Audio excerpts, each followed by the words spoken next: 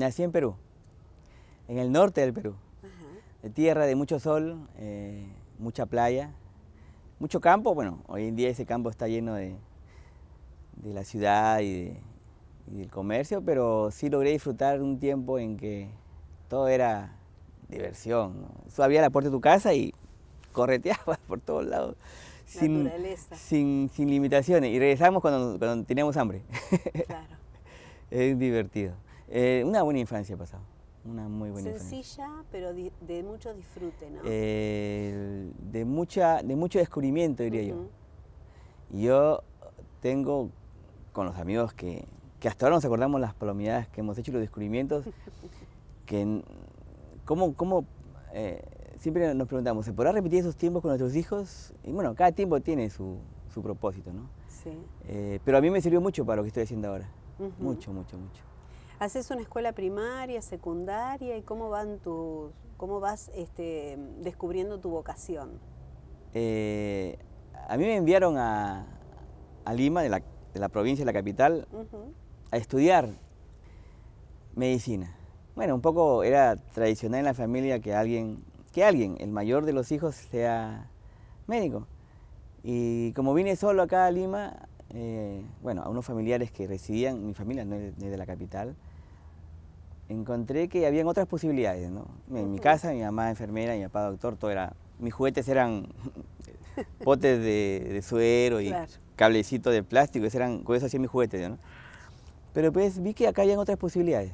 Revisando las posibilidades encontré entre ellas la arquitectura en una universidad que, preguntando, era, creo, la más apropiada para experimentar un poco el mundo de la arquitectura, y así que me lancé por decisión propia a ser arquitecto. ¿Y qué te atrajo de la arquitectura? Yo diré, me atrajo la posibilidad de hacer lo que ya estaba haciendo de niño. Los potenciales del ser se manifiestan siempre en el primer septenio, diría yo, ¿no? En el que tienes la libertad de poder expresarte sin que el medio te limite. Hasta que después, cuando te vinculas con la sociedad, te ponen parámetros, ¿no? Tú tienes que hacer esto, tienes que hacer lo de acá, esto es lo mejor para ti, esto te da prestigio, esto qué sé yo, ¿no? Te empiezan a rotular. A rotular y a querer direccionar tu vida con lo que se dice que es lo mejor para uno, ¿no? Pero en verdad yo preferí, ya que tenía libertad de elegir en la capital, hacer lo que sentía que yo quería hacer. Y la carrera que me permitía expresarme artísticamente es la arquitectura. De niño el potencial, o los potenciales que tenemos todos como niños, afloran cuando encuentras en el entorno apropiado, y el entorno apropiado para crear era la naturaleza. Los maderos, los cocos, la corteza de los árboles, las flores. Uno podría hacer mandalas con las flores, podrías hacer caminitos con las piedras, podrías hacer torrecitas imaginarias como si fueran castillos. Podrías hacer volar una palomita de papel como si fuera un ave, ¿no? En verdad, si me pongo a revisar, ahorita que me pasa por mi mente las cosas que hice de chico, son innumerables aventuras, diría yo, ¿no? Una vez nos encontramos en el bosque, y eso lo recuerdan mis amigos, un sendero que se metía entre los matorrales y no sabíamos qué era ese sendero. Y vimos el sendero, yo me di cuenta del sendero y dije, por acá alguien se metía a este sendero. ¿Qué será? Y seguí explorando como indio, revisando las hojitas pisadas, tal vez de un sendero que no pasaban mucho tiempo por ahí, pero vi el rastro del sendero. Y me metí y era una cueva abandonada de un zorrillo. Era una casa abandonada. Y decidimos con nuestros amigos darle vida a esa casa. La limpiamos, aberturamos el camino, hicimos una entradita, colgamos cositas. Y de adentro se miraba hacia afuera, pero de afuera no se podía ver hacia adentro, pero eran matorrales. Y cuando nosotros nos íbamos al bosque o al campo, nadie nos encontraba. ¿Dónde están? Nadie sabe. Estábamos en nuestra guarida. Claro, nada más divertido que esas aventuras, ¿no? Sí, yo celebro que es posible todavía ahora continuar como grandes, con esa capacidad de ser niño, de continuar explorando el universo, la vida y seguir maravillándonos con cosas sencillas, ¿no? No es necesario perder esa posibilidad. De hecho, familias, parejas jóvenes que tienen niños criándolos, están buscando lugares seguros, con mucha naturaleza, están migrando de las grandes ciudades para darles otra calidad de vida a los chicos, ¿no? Sí, yo diría siempre hay factores que condicionan un poco tomar decisiones, ¿no? Se puede hacer, por ejemplo, permacultura urbana también. Claro. Es posible que, y es necesario que haya un grupo de personas o una red que haga actividad fuera de la ciudad como un preludio a lo que se viene en un futuro cercano, y también hacer lo posible para que en la ciudad se vayan conociendo los códigos de apertura para que esta migración a un nuevo sistema de vida, a un nuevo sistema social se dé de manera más sencilla, ¿no? Ir de golpe a la periferia huyendo del sistema no creo que sea lo más apropiado, pero sí es necesario en estos tiempos hacer esa migración a través de una transición ordenada. Claro. Es decir, empoderar a la gente de a pocos en cuáles son los lineamientos de esta nueva forma de encarar la vida. Nuestros hijos, nuestros chiquitines que están alrededor nuestro, fueran o no nuestros hijos, todos están viniendo con un código o un chip diferente. No son los mismos de antes. Entonces, como la conciencia de los chicos que están viniendo es diferente, entonces los procesos pedagógicos tienen que cambiar. Claro. No es al revés, crear un método para que estén mejores, no. Crear algo que ellos necesitan. Claro. Y lo que necesitan es guía, porque vienen con todo el conocimiento. Claro. Necesitan códigos de activación a eso que está latente en ellos, que son una serie de potenciales. Aman incondicionalmente, tienen mucha sabiduría y tienen ganas de hacer cosas por el planeta. Muchos de ellos en su apertura establecen una muy buena conexión interna y logran saber inclusive cuál es su destino álmico en el planeta, de dónde vienen y hacia dónde se dirigen como seres en servicio. ¿Y qué pasa con esos padres que no captan este mensaje, que no lo descubren, que no lo saben, que no se acercan? Cada contrato álmico tiene un propósito. Nosotros, todos como hijos, elegimos a los padres que nos dan la posibilidad de estar existiendo físicamente y biológicamente a través de nuestra entidad como seres humanos en la Tierra. Entonces, este contrato álmico implica, inclusive muchas veces, no contar con ellos como apoyo. Porque a veces la ausencia de un padre te da la libertad de poder elegir cosas, que es lo que me ocurrió a mí. Entonces yo agradezco a mi padre que me haya permitido tener la libertad de poder elegir, ¿no? Esa no participación en mis elecciones de mi futuro fue parte del contrato álmico, claro. Por ejemplo, ¿no? Eso ha ocurrido con muchos casos en que hace falta la presencia de un ser en la familia y bueno, es más, si nosotros tenemos que amar a la gente que nos ama, eso es bastante fácil, amar a quien nos ama. Claro. Pero si hay al interior de nuestra casta, o sea, íntima, que es la familia, un ser que tenemos que lograr un proceso de acondicionamiento emocional, porque vive con nosotros, y después tratar de hacer un proceso de perdón y por eso terminar amándolo, es prácticamente la consecución de un saldo a favor en el contrato álmico. Hay que amar a con quienes tenemos cierto tipo de afinidad. Claro, en verdad, si alguien está cerca de nosotros, es porque algo tenemos que hacer con esas personas, más allá que recordemos o no nuestro contrato álmico. Por tanto, creo yo que no hay situaciones a favor o en contra, o en otras palabras, situaciones buenas o malas, porque todo forma parte de un mismo plan. Desde otro punto de vista de la conciencia, es decir, desde el punto de vista en que la conciencia ha madurado y ha crecido, la dualidad no existe, porque logras unificar los opuestos.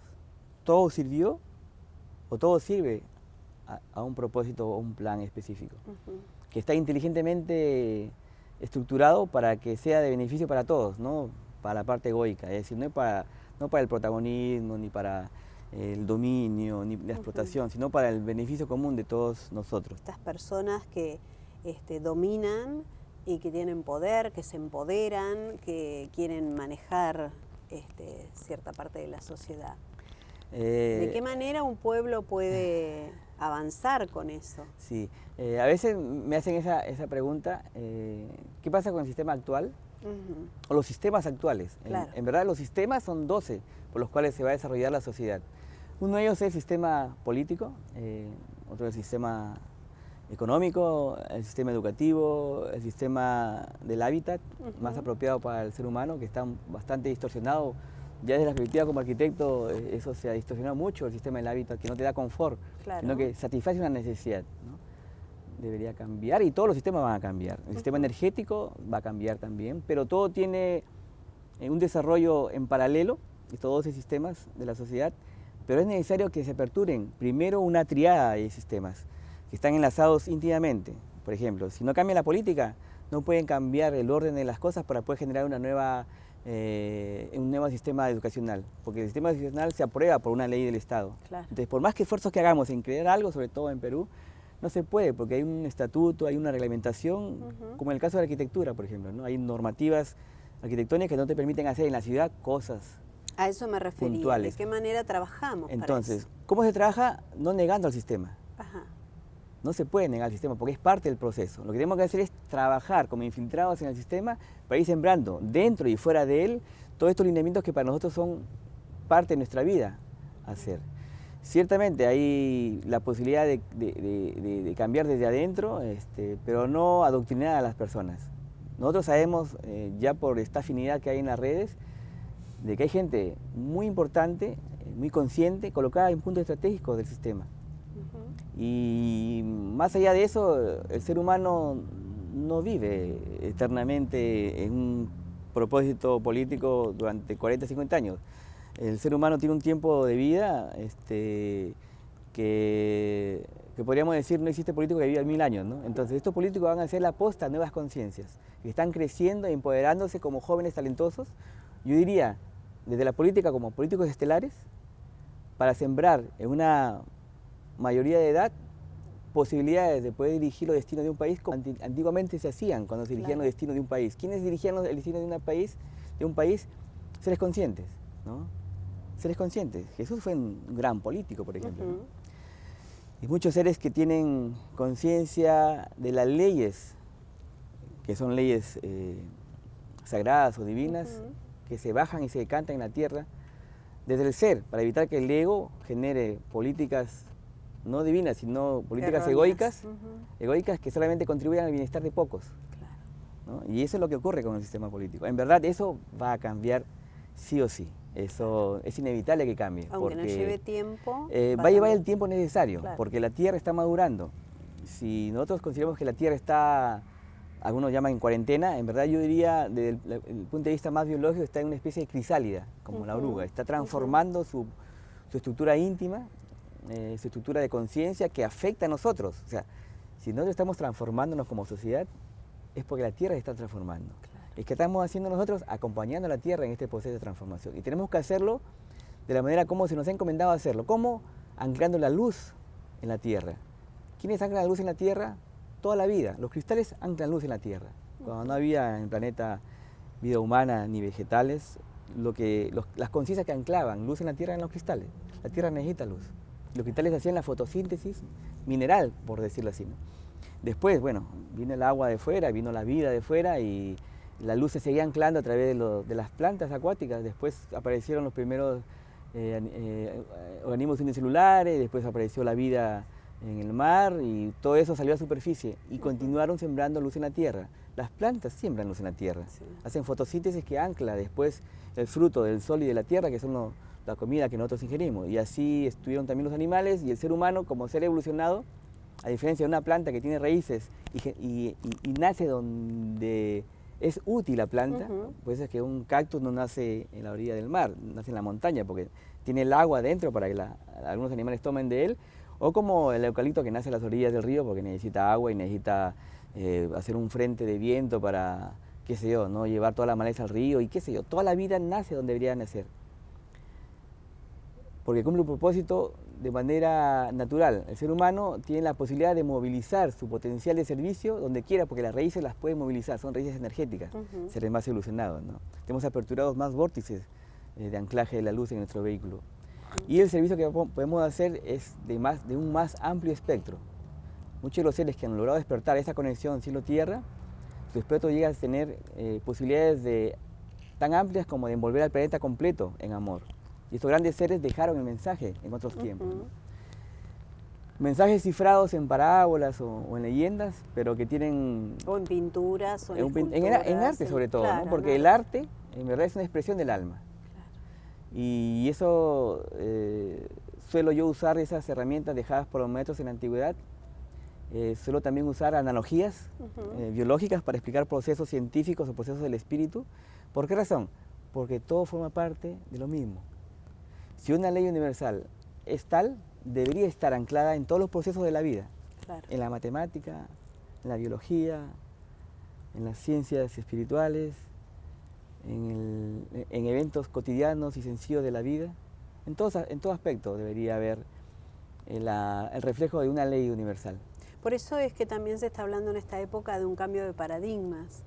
Sí, estamos haciendo por voluntad propia cambiar desde ya los 3 aspectos del ser, que es nuestra forma de pensar, nuestra forma de sentir y nuestra forma de actuar.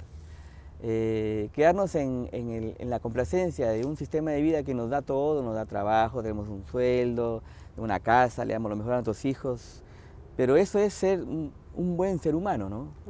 Y cuando desencarnamos y trascendemos, estamos bajo tierra como el mejor ser humano, pero ¿habrá algo más que hacer que ser un buen ser humano? Seguro. ¿Podemos ser seres divinos, sirviendo al plan Tierra, al planeta mismo, que es el que nos gesta y nos da la posibilidad y nutrientes para estar sobre su superficie? Yo creo que sí, ¿no? Entonces, para que eso ocurra, deberían cambiar los paradigmas, salir del estado de confort, que a veces cuesta salir del estado de confort, porque salir del estado de confort significa caminar por nuevos procesos de vida. Nuevos desafíos. Dejar apegos es difícil, cambiar nuestra forma de pensar de muchos años es bien difícil. No digo que es imposible, pero hay que hacer el esfuerzo por hacer cambiar primero el paradigma interno de lo que yo creo que es la vida, para después permitirme aportar al paradigma en la sociedad. Entonces debemos ser consecuentes con lo que queremos hacer y lo que ya estamos haciendo en nuestro paradigma individual, que es nuestro habitáculo primero, que es nuestra familia. Y eso sí toma mucha energía hacerlo. Y como toma energía hacerlo, hay que estar enraizados, porque es el alimento energético para hacer el cambio. Sin energía no hay alimento ni fuerzas para hacer el cambio. Por otro lado, si estamos bien enraizados, tenemos que hacer algo complementario o paralelo, no derrochar energía. El ser humano suele derrochar energía en paralelo que acoplarla, ¿no? Decime un ejemplo.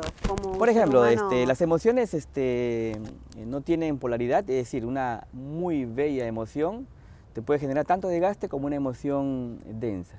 Es decir, muchas heridas, muchas tristezas nos desgastan.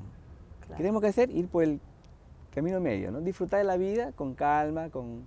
Ya lo decía Platón, ¿no? El justo medio. El justo medio, por ejemplo. Nosotros pretendemos tener una vida holgada en facilidades de poder enfrentarla, como una buena economía, como una buena casa, qué sé yo, pero llegamos al extremo en debilitar el vehículo físico haciendo un esfuerzo masivo, sobredimensionado, en querer hacer eso a costa de nuestra salud. Claro. Y terminamos estresados, dormimos poco y terminamos cumpliendo que el propósito sagrado es un propósito no sagrado, que es un objetivo que es rentabilizar nuestro esfuerzo. La rentabilización de nuestro esfuerzo debería ser una consecuencia de un proceso de servicio, no el fin último, ¿no? Entonces, eso de ahí nos obliga a retomar el rumbo. Pero, ¿qué es lo importante, no? ¿Me estoy debilitando? ¿Me estoy envejeciendo prematuramente? ¿Me estoy enfermando por un objetivo que no es el que decidí hacer como un contrato? A veces el tener demasiado nos enferma y no nos hace ser felices. Tampoco nos da el objetivo, ¿no? Hay cosas que tenemos que darnos cuenta que no nos corresponden. Es decir, ser consecuentes con nuestros actos implica, por un lado, develar internamente cuál es nuestro propósito de vida. El propósito de una semilla de manzano es ser árbol de manzano. Claro. Si el árbol de manzano pretende ser palmera, como hoy día estábamos conversando con los chicos, o pretende hacer flor y empezar a volar, pretender ser ave y empezar a volar, y ahí aparece el dicho antiguo de nuestros abuelos: oye, deja de volar y baja a tierra, ¿no? Claro. Ahí aparecen las frustraciones. Claro, porque pretende ser algo que está bien ser ave, pero no te tocó ser ave, te tocó ser semilla de manzano. Entonces muchos seres humanos buscan propósitos de fuera, por más bellos propósitos que sean, los de otros seres, pero no es el que nos corresponde. Claro. ¿Y cómo lo descubrimos, el que nos corresponde? Muchas de las cosas que ya hacemos bien, lo hacemos de niño, ¿no?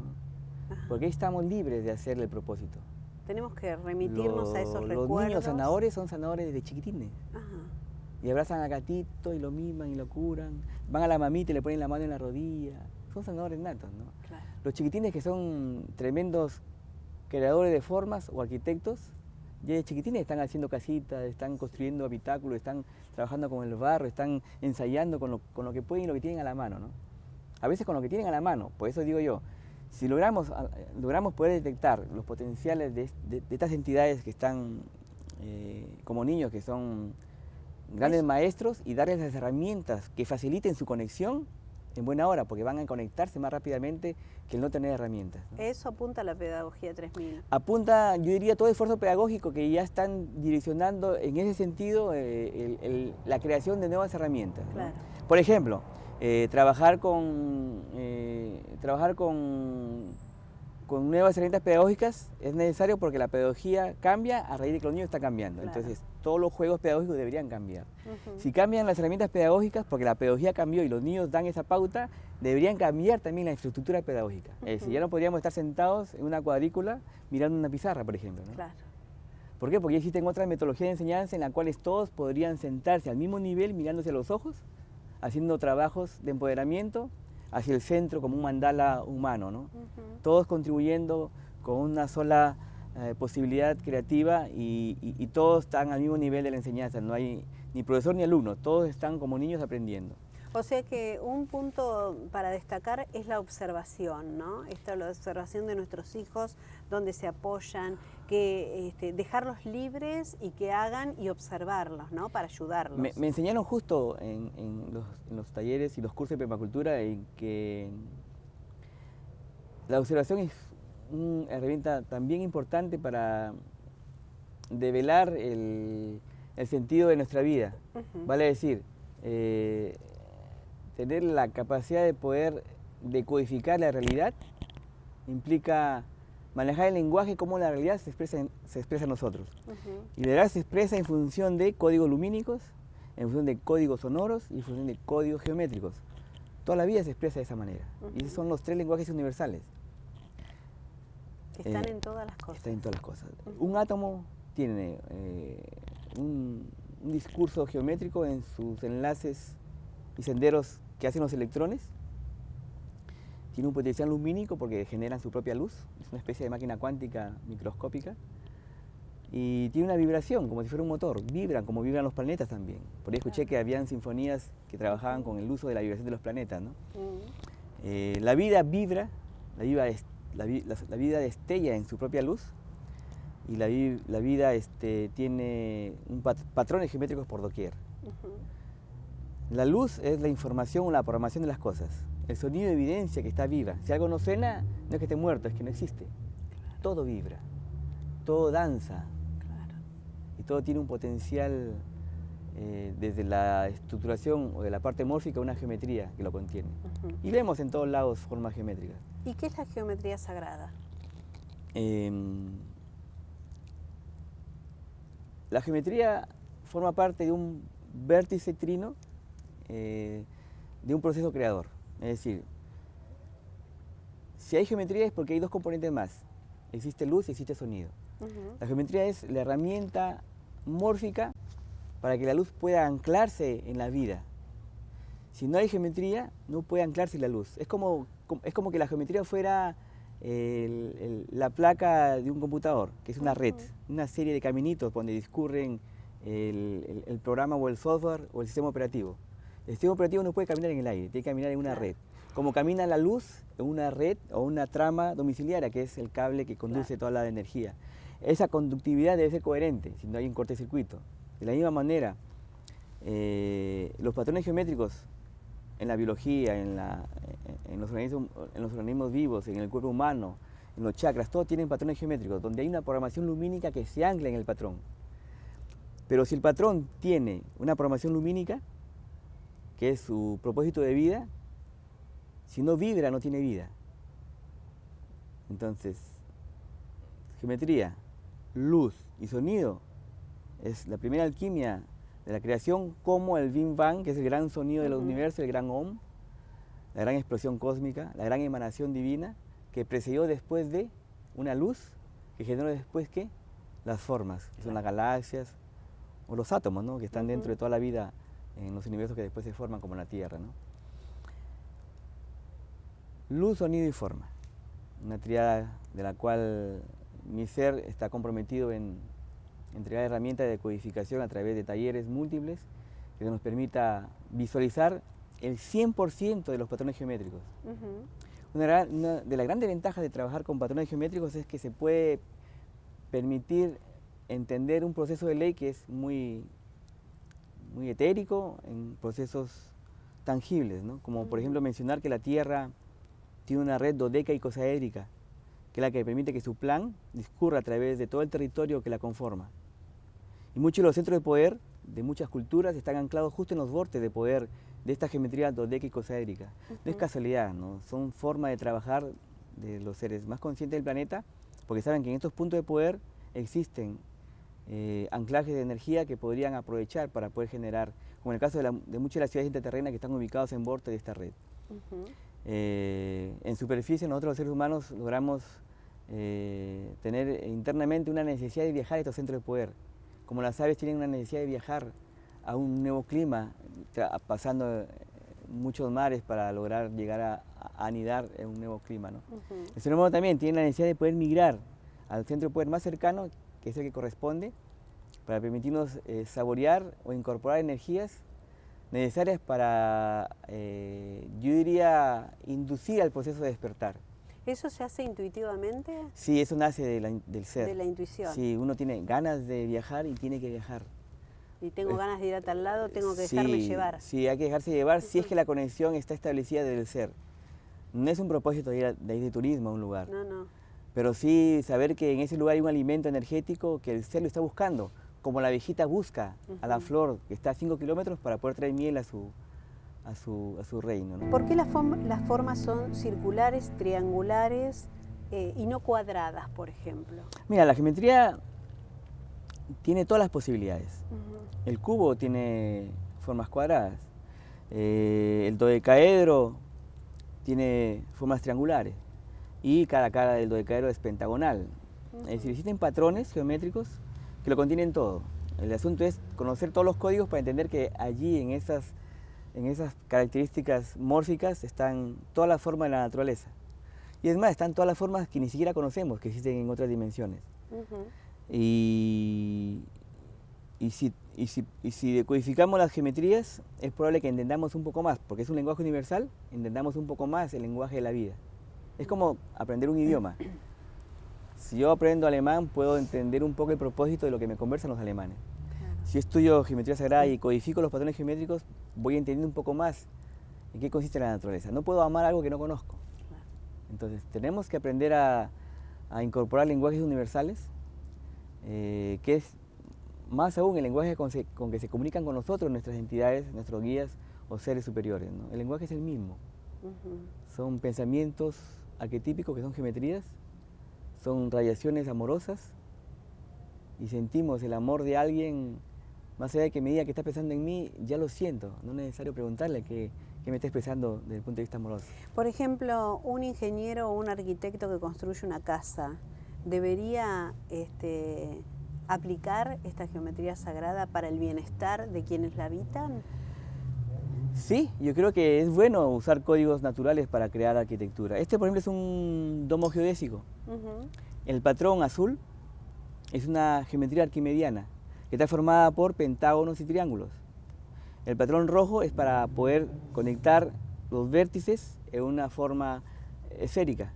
Y esto es en verdad una esfera, cuyo centro es el nivel donde asienta la geometría. Entonces, conocer de dónde viene esta geometría implica conocer una serie de patrones adicionales que son los sólidos arquimedianos. Y este es uno de los 13 sólidos arquimedianos. Se puede hacer geodésicas con cualquiera de los sólidos arquimedianos, para evitar tener un patrón muy estandarizado al hacer arquitectura, masivamente, ¿no? Diría yo, el cubo, ¿no? El cubo es muy inestable, y como es la figura geométrica más inestable que hay, no es porque el cubo tenga mala onda estructural, sino porque el cubo se usa en otros propósitos en la naturaleza. ¿okay? El cubo en verdad es un some que está puesto de una manera diferente. Bueno, y la vida se gesta en un vientre de forma dómica. Claro. Las células tienen forma dómica. Los planetas tienen esa forma. Los giros de los planetas alrededor del Sol que los alberga tiene forma ovaloide, ¿no? ¿Y por qué se usa tanto el cubo para la construcción? Porque se desconocen los patrones geométricos, por eso. Por desconocimiento. Es, por ejemplo, porque de hecho las antiguas civilizaciones usaban las pirámides o las... Sí, también pero porque el ser humano en su ansia de poder masificar su vida, agarra patrones que, si bien es cierto, cubren su función, pero no conocen la alquimia de los patrones geométricos para generar hábitat, ¿no? Está bueno, por ejemplo, en la antigüedad se manejaba mucho el domo, y en lugares donde no había forma de estructurar el cubo, hacían bloques de hielo y hacían iglús. O sea, esto de acá existe desde antes, no se está inventando, ¿no? Lo que se está haciendo es estructurando de manera más racional la geometría para evitar hacer estructuras demasiado costosas y muy pesadas, porque la cáscara de huevo, que es dómica, usa una cáscara muy finita. Entonces, estas estructuras permiten bajar los costos, permiten ahorrar materiales y permiten optimizar el espacio porque no hay esquinas, ¿no? Claro. Si a nosotros nos ponen en un domo geodésico para sentir un poco qué pasa dentro de un domo geodésico, nos vamos a sentir familiarizados con la forma geométrica, porque el ser humano está hecho de curvas, de formas suavizadas, redondas, y si bien es cierto las geometrías mantienen sus vértices rectos, pero en verdad tienden a ser esferoidales, puede que son muy amigables, ¿no? ¿Y qué es la enfermedad? Si yo agarro una placa de computadora, volviendo al ejemplo de la computadora, y agarro un pequeño clavo y rayo en la placa del ordenador, la información que discurre por la placa, que es el sistema operativo, se corrompe, deja de funcionar, una parte o su totalidad. Y si si ese programa le entra un virus, y el virus es un programa que es luz también, afecta su programación.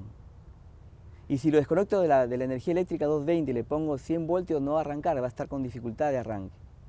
O si baja la tensión de la red domiciliaria. Entonces, el ser humano se ha afectado de la misma manera. Solemos incorporar programaciones que no nos corresponden. Una programación errónea del odio de una persona es una programación de luz densa que se instaura en el vehículo físico y que afecta a la programación de esta red lumínica que nos rodea. Por esa razón aparecen las enfermedades, ¿no? Es un colapso energético una enfermedad. Por un lado, un colapso energético de la información lumínica, porque está brillando de una manera diferente. Un colapso mórfico, porque la estructura geométrica está colapsada, es decir, esa placa que rayo, la geometría se distorsiona también. Y por otro lado, la vibración, como un motor de un chakra, debería estar como el mecánico que llega al Ferrari y escucha, ese Ferrari está afinado porque escucha el sonido. Pues si entrase desafinado con problemas en las bielas y en los pistones, diría, algo le pasa al motor. Claro. Entonces la vibración sonora de nuestro centro de poder no están en la frecuencia apropiada y por eso es que cambia su velocidad, cambia su brillo y se movilizan y se desfasan y se desalinean. Si nuestros motores están desalineados, esos motores generan una consecuencia fisiológica o biológica en algún órgano, porque todo está interconectado. ¿Qué hay que hacer? Es recuperar la conexión, recuperar el alineamiento, recuperar la programación, en otras palabras, recuperar la conexión. ¿Cómo la recuperamos? Una de las maneras más sencillas de recuperar la conexión es hacer lo que hacen las plantas. Enraizarse para nutrirse, y ese nutrimiento de la tierra, de la Pachamama, más la transformación lumínica en el proceso llamado fotosíntesis genera el potencial para que la fruta sea muy rica, muy consistente, muy ¿Y cómo nos enraizamos? Perfumada. El ser humano se enraiza de la misma manera. Tenemos una conexión a la Pachamama perdida, tenemos un territorio que compramos y creemos que nos pertenece cuando solo estamos de paso, y encima lo dejamos en peor estado del que lo recibimos. Debemos primero de pensar que eso no nos pertenece, que estamos solamente siendo guardianes del territorio que se nos ofrece. Sea pequeño o muy grande, somos guardianes. Y como guardianes debemos de dar el mejor uso a ese territorio, porque ese uso que genera la energía que le imprimimos, le afecta a la madre tierra. ¿Okay? Entonces, hay un proceso de servicio que nos va a permitir a nosotros empezar a empoderarnos con un enraizamiento que primero es el respeto por el suelo que pisamos. Muchos seres de conciencia planetaria lo que hacían cuando migraba a un lugar a dar servicio es bajar y besar la piel de la mamá en cualquier territorio al cual accedían, ¿no? Eso es, para mí me conmueve mucho el tener el respeto por la madre tierra. Es como besarle su mano, besarle su hombro, besarle su mejilla, en cualquier lugar que estemos. Total respeto por la tierra que pisamos. Y hacer una ofrenda, es decir, a la madre tierra hay que decirle lo que vamos a hacer. No es posible hacer sobre la superficie una estructura arquitectónica sin antes hacer una ofrenda de permiso a la madre tierra para que esa obra que esté por encima sea bien recibida por la tierra, porque es un servicio planetario, ya sea que sea una escuela, un centro comunitario, un museo, un lugar de expansión, un parque de recreación, lo que fuera, que sembremos, debemos de decirle, vamos a hacer esto sobre ti.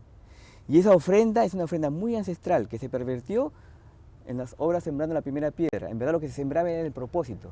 Claro. Y ese propósito se siembra en un cristal, o en hoja de coca, o en fruta, o en lo que fuera que tenga átomo de luz. Porque el átomo de luz recibe la intención que es luz, del ser que emana la intención en el cristal, por ejemplo, ¿no? Se siembra el cristal con la programación lumínica, que es la intención, y después que se siembra, se le envía la vibración amorosa para que eso se active y tenga vida. La madre tierra recibe la semilla de vida de la intención y eso empieza a generar frutos. Y el universo confabula a que se geste ese propósito sobre la superficie de la tierra. Es falta de respeto llegar a una casa y hacer lo que quieras, hacer una casa encima que no te han invitado y no te han abierto la puerta. Entonces, hacer ese tipo de actos con conciencia implica un gran respeto por la vida que hay sobre nosotros, que es conciencia pura, que es Gaia. Y de la misma manera, en las culturas más antiguas no solamente se hacía la ofrenda planetaria, sino se hacía la ofrenda al Padre Sol, porque es la otra mitad de la energía que nos viene para despertar conciencia. Nosotros nos alimentamos por los dos lados, ¿no? Somos como un arbolito. También hacemos fotosíntesis humana. Entonces, desconocer que el Sol nos da la otra parte que nos corresponde es tanto como negar a la Madre Tierra. Lo que está arriba es un sol que nos da calor para ir a la playa o para broncearnos, ¿no? Lo que está arriba es la energía lumínica que nosotros necesitamos para poder ser seres activadores de conciencia individual y de la de otros. Entonces hay que mirar al sol, hay que hacer una ofrenda al sol también.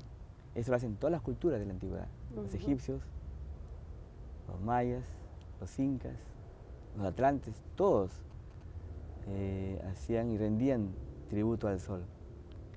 Es un agradecimiento íntimo, es un saludo íntimo, que entre otras cosas es alimentarse del sol. Nosotros tenemos hojas energéticas, que son los pétalos de todos los chakras, que son los que se reciben los fotones del sol. Hacemos fotosíntesis humana.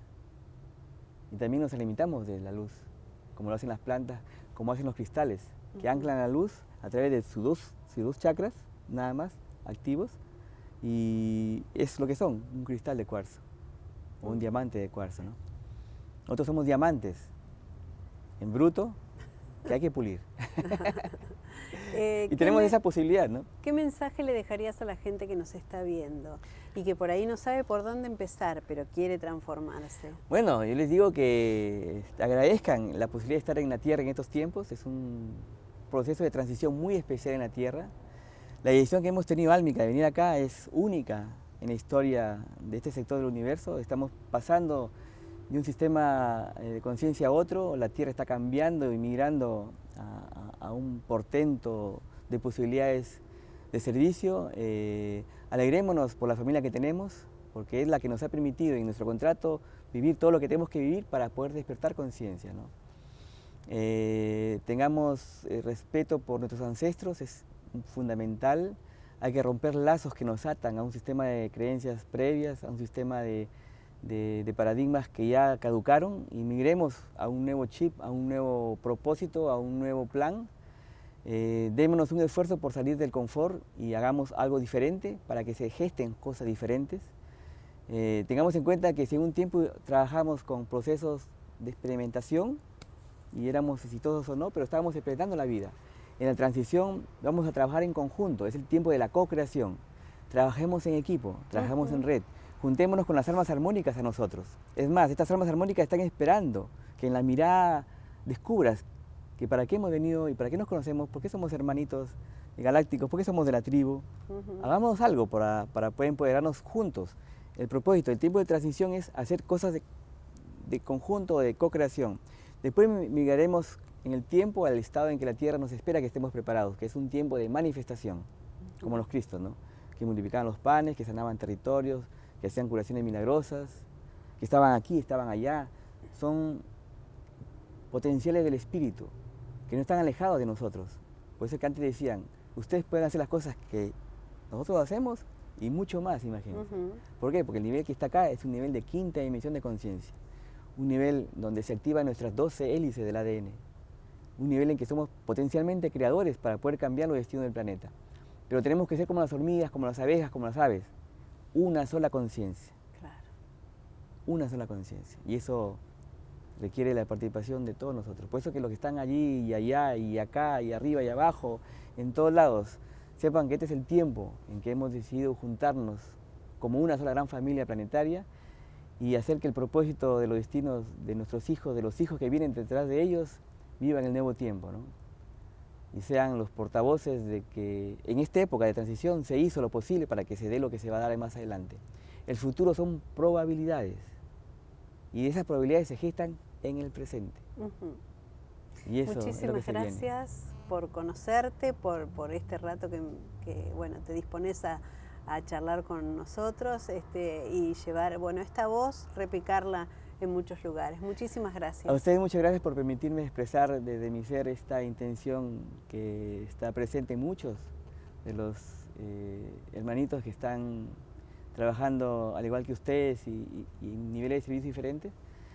Y muchas gracias por este momento y por permitirme expresarme como soy.